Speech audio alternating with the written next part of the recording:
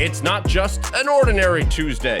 Welcome to Terrier Tuesdays, the show where you can get to know some of Boston University's best and brightest student athletes.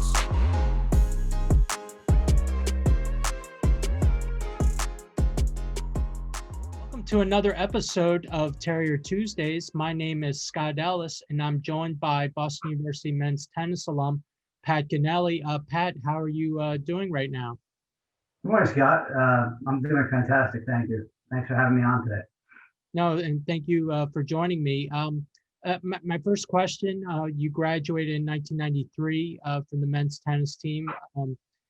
How did you develop a passion for tennis, and did you play any other sports while growing up? Yeah, growing up, sports was a huge part of my life. My parents were into sports. My dad was a high school football quarterback. I played baseball, basketball until I was in 8th grade. I played basketball, played a year of football, soccer.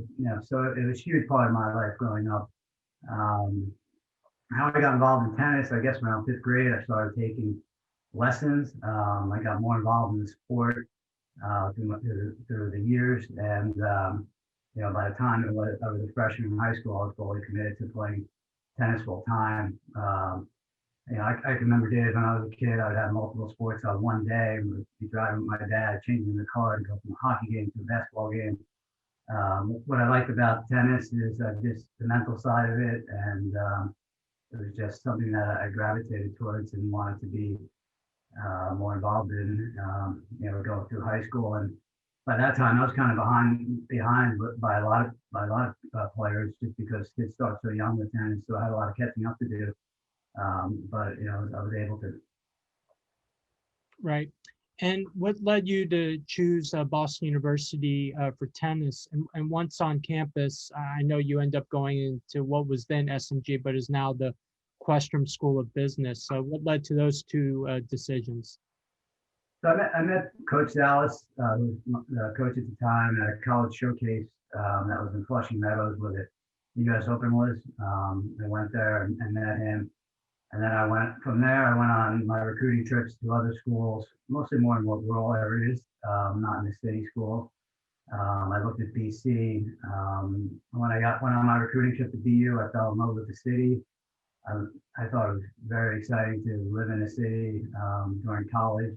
It's such a big college town. So, and when I got after my recruiting trip, I liked the schedule that BU had, playing all the Ivy Leagues, playing in the Big East.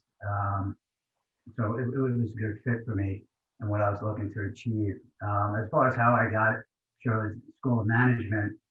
I wasn't sure, like every college kid at the time, I wasn't sure what I wanted to do with my career, but I felt going into business school would allow me to do other things if I didn't want to stay in business. It just seemed to open a lot more doors than if I was to narrowly focus on something else. And my father was in business for his whole life, and he kind of pushed me in that direction. Right. And in high school, you set the all-time record for wins at Northern Valley Regional High School. And after having that accomplishment, what were your own athletic expectations at BU, and what did it mean to break the program record for wins? Sure, but by the time I got to college and what I was looking for, I had played in a lot of junior tournaments through the tennis circuits, and that was pretty demanding. Tennis is a sport where you're on your own out there in the juniors. There's no coaching during the match. It's only you when you win or lose. So I was really excited to get to BU, be part of the team, represent my school, and just basically, bring my tennis further in a team environment, much so less focused than just being an individual. And then I know during your time at BU, you were dealing with multiple injuries that caused you to play with a lot of pain. And then you were named co-captain. And I saw a quote where you said that you really wanted to use that to help inspire your teammates by playing through example. How do you look back at that whole experience, and what advice would you give now to your younger self about facing adversity like those injuries and about being a leader through example? Yeah, by the time my senior year came around, my injuries with my back got worse. I wanted to continue playing on the team. I felt the best thing as a co-captain was to lead by example. And I think the easiest way to do that was by winning matches and doing the best I could for the team. Also, not I felt like just playing through the pain and not complaining about it was also something that I focused on. Didn't want other people to realize my situation with my back, but in the end, I was determined to break the record. I thought that would be a great way to finish my college career. I certainly had a lot of help along the way with coaches and Coach Dallas. The Boston University trainers were fantastic, getting me ready for matches and practices. My parents gave me a lot of guidance along the way. So as an individual achievement, it was a nice way to end my college career. But I think I was more proud of the fact that down the road, that year, we also won the conference championship. And then being voted by my peers as team MVP and my coaches, I thought those team awards were certainly a lot more rewarding than the individual awards.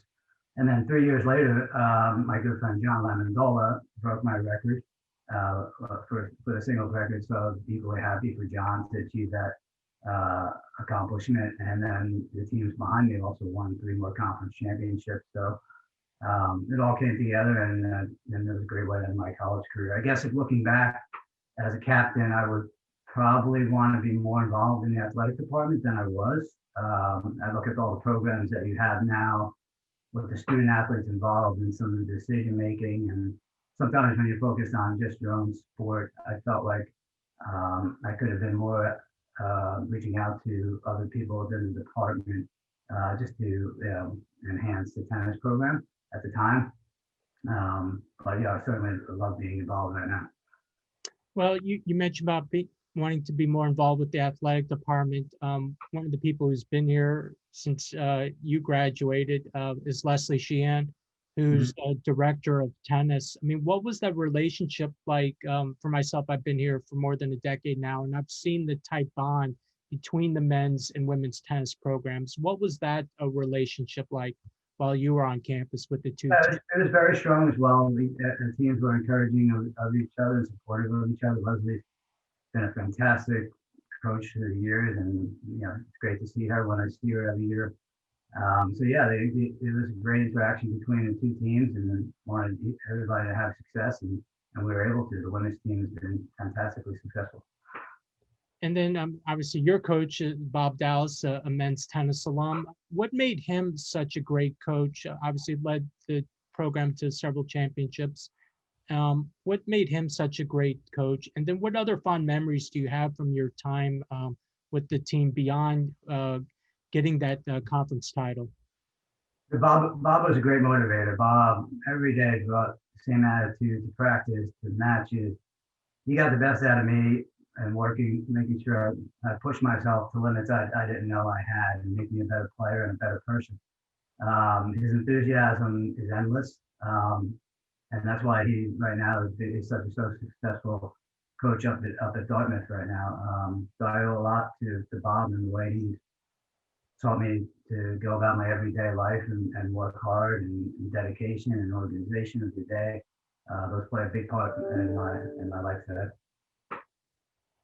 How did other fond memories I had? I mean, just being part of the team, the travel, winning the conference championships, relationships with my teammates, the pregame meals at Team Anthony's, spring break trips that we went on down to Florida to play Florida teams.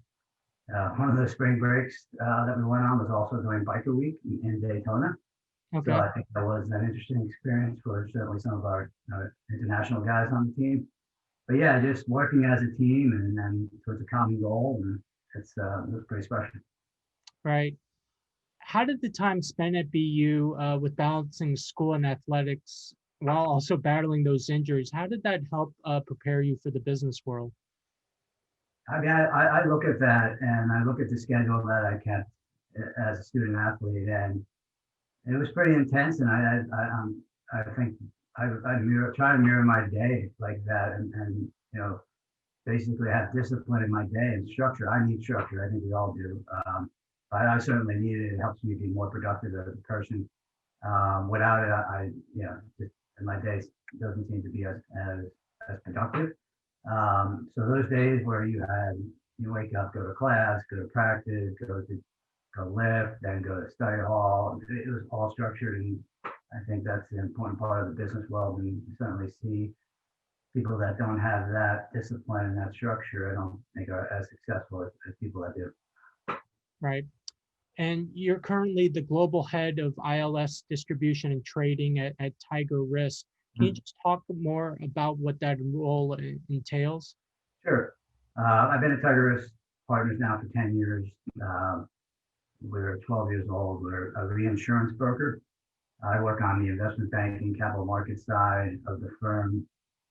My role is to, once a deal is structured for a client, my job is to take that deal, negotiate that deal with the investment community in our space, that being banks, pension fund, hedge funds around the world, negotiate the terms of that deal and get the best deal for our client.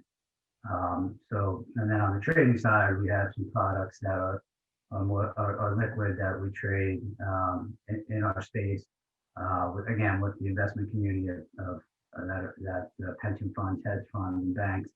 So really just the day-to-day trading of those products, my responsibility.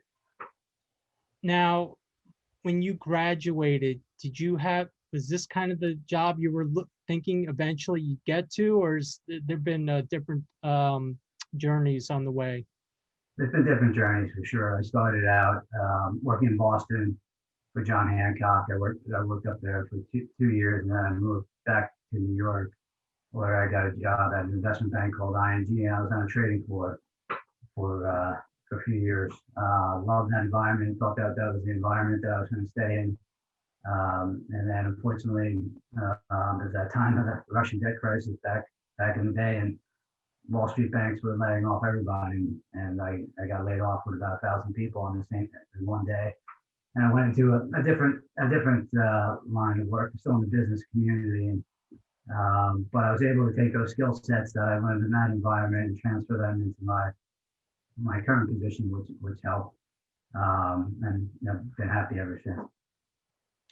Now, what's been the most enjoyable part of all of this as you've moved around? And I know you've worked with clients from around the world. Sure, certainly meeting people from different cultures, countries has been great. I'd say the best experience, hands down, was when I was relocated to Bermuda for 5 years for my company.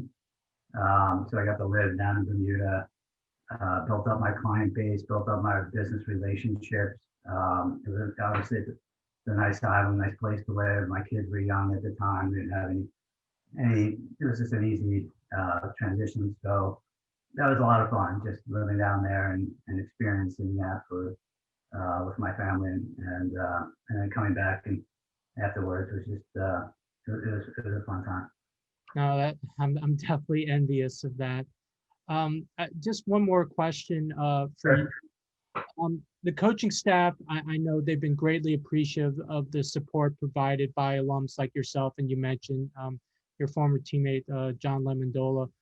Why do you find it so important to support the program and BU in general? Selfishly for myself, it shows a bit of gratitude to a program that I got so much out of in just 4 years that I was at BU. So I enjoy giving back. I got so much out of the program. So, but I also love being involved with college sports. I'm a huge college sports fan. I love meeting the players. I was able to meet a few of them this year and help with an internship. I think it's important also for the current players to see that they have support from alumni, and also when they graduate, then they're more inclined to support the program as well. So I think it's a trickle down effect, and anything I can do to help you and the tennis program, I'm willing to. I think it's a fun environment to follow. All right. Well, thank you so much for joining me, Pat, and wish you a continued success in your profession. Thanks, Scott. Good talking to you. Have a good weekend. Thank you. Thanks for tuning in to Terrier Tuesdays. Give us a follow on our social media accounts at BU ABU Athletics on Twitter and Instagram for more content.